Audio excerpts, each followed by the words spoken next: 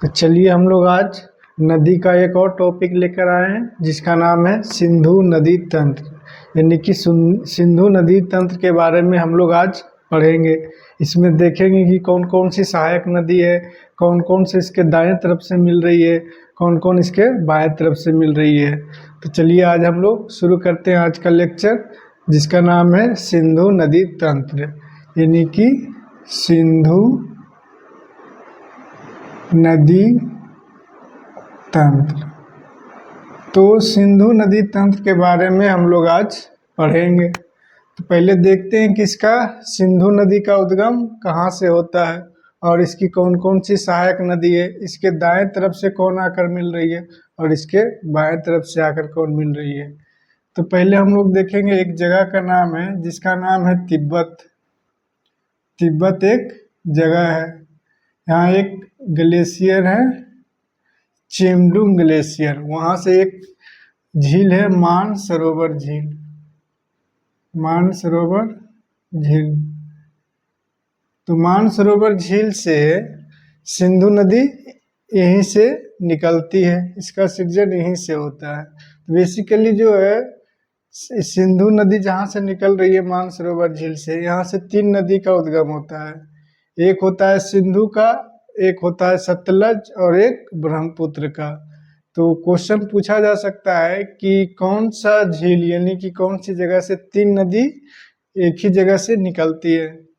तो यहाँ से ब्रह्मपुत्र नदी पूरब की ओर चली जाती है और यहाँ से फिर सिंधु नदी इधर की ओर पश्चिम की ओर चली जाती है और फिर दक्षिण की ओर एक और नदी आती है जिसका नाम है सतलज।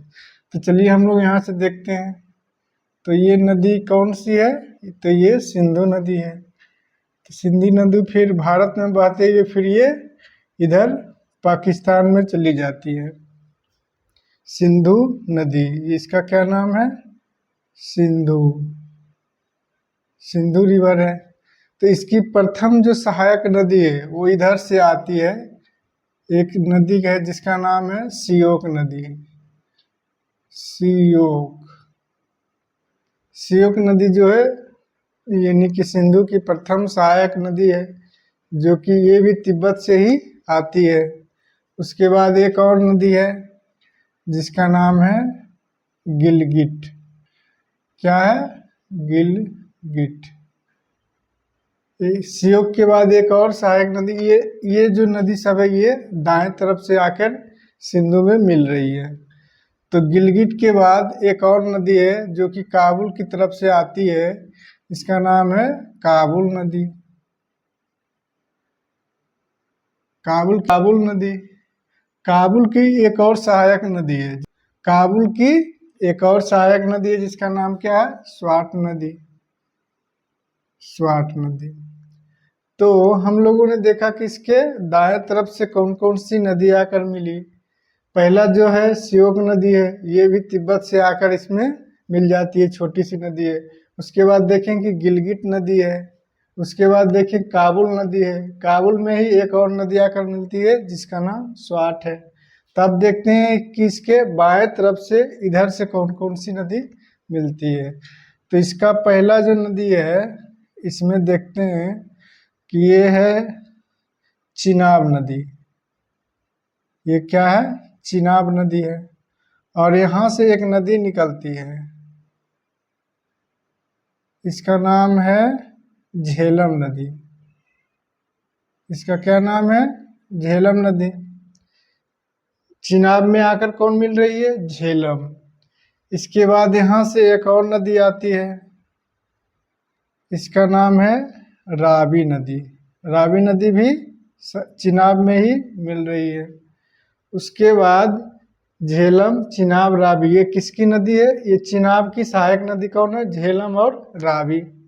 उसके बाद तिब्बत के मानसरोवर झील के निकट से ही राकस ताल, राकस ताल एक झील है, ये भी मानसरोवर के आसपास ही है।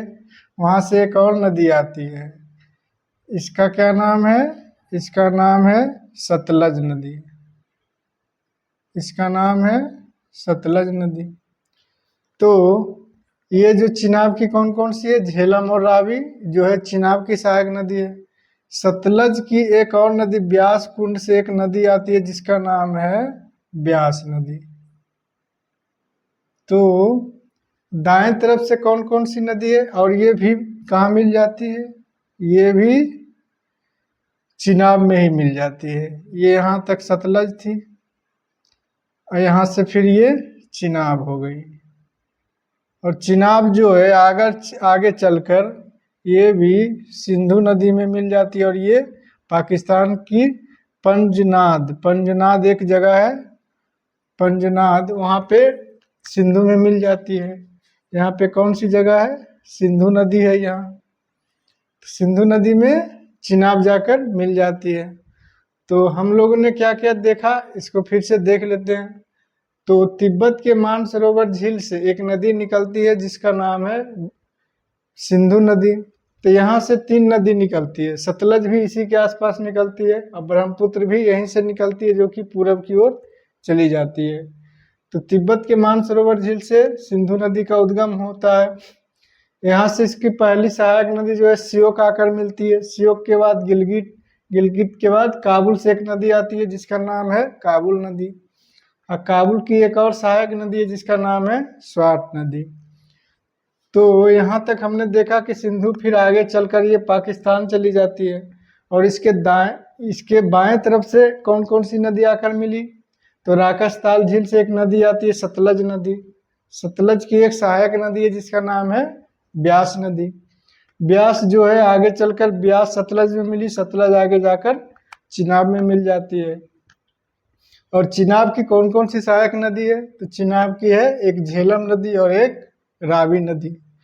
तो चलिए हम लोग इसका देखते हैं कि किसका उद्गम कहाँ होता है। इसका पहले हम लोग देख लेते हैं कि कौन कौन सी नदी इसके दाएं तरफ से आकर मिली, कौन कौन सी इसकी बाएं तरफ से।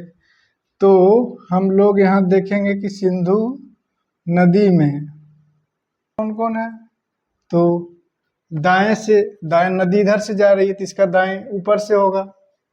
सिंधु नदी इधर से जा रही है, पश्चिम की ओर जा रही है तो इसका दाएं ऊपर से होगा, इसका दाएं इधर से होगा।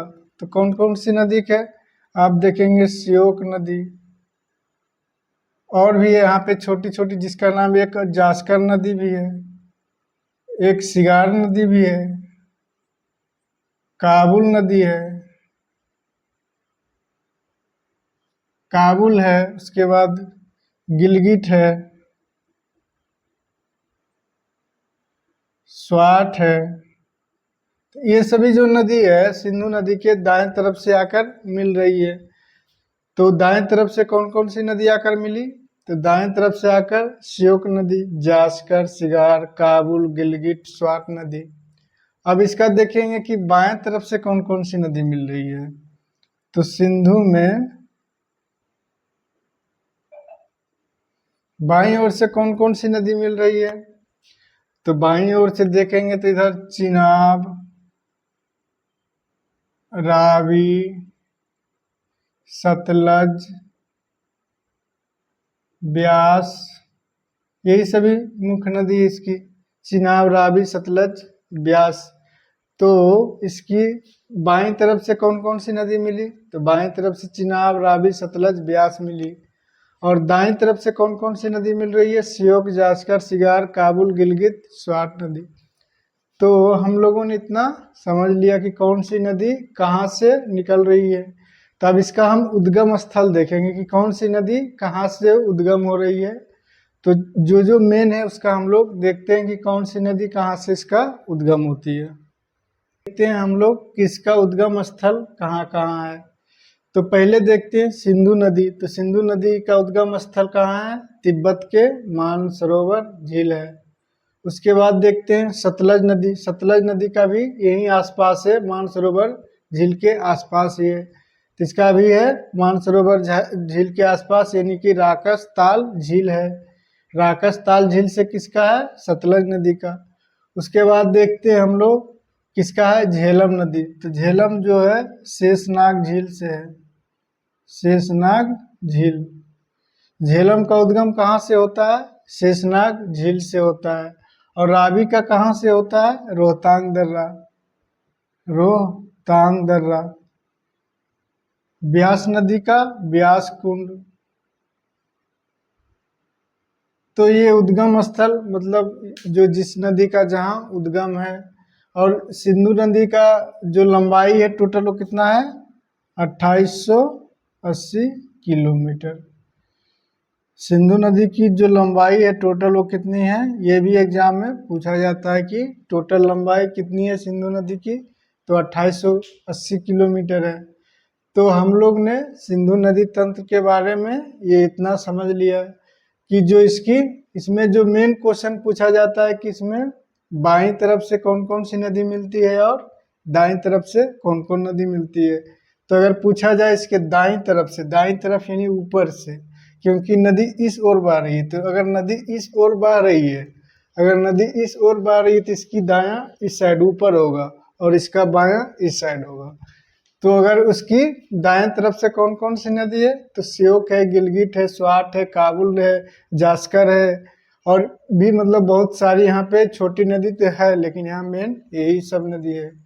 और नीचे से यानी कि बाएं तरफ से, तो बाएं तरफ से कौन कौन सी नदी है, तो राकसताल झील से एक नदी आती है जिसका नाम है सतलज।